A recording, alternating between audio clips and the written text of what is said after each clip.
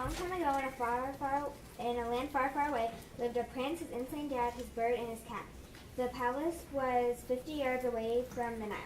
Above the Nile was a diving board-like plank. This plank was called the death pole. It was where King Boris made his sacrifices.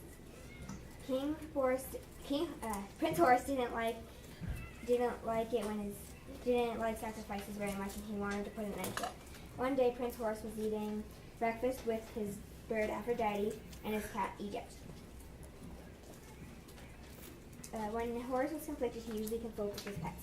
I don't know what to do with father, Prince Horus said. He is out of his mind. Last week he sacrificed his own brother. We have to do something.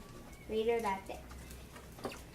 Egypt and Aphrodite were walking through the palace when they heard the guards talking. So I heard the next sacrifice was tomorrow, the first guard said. Yeah, I can't believe the king will sacrifice his own son, the second guard said. Aphrodite and Egypt ran to Prince Horus to tell him what they heard. After about 2 hours, Horus finally understood. Prince Horus said, we have to do something about this. So they made up a plan.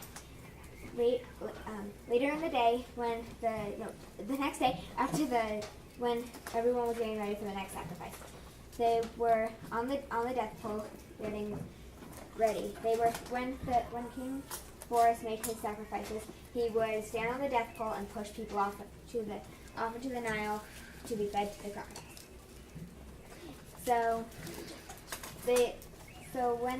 When King Boris was about to push Prince Horus off the thing, King Horus left behind King Boris. He said, "You have to stop this right now," and he pushed him off. And then the alligator ate it. The end.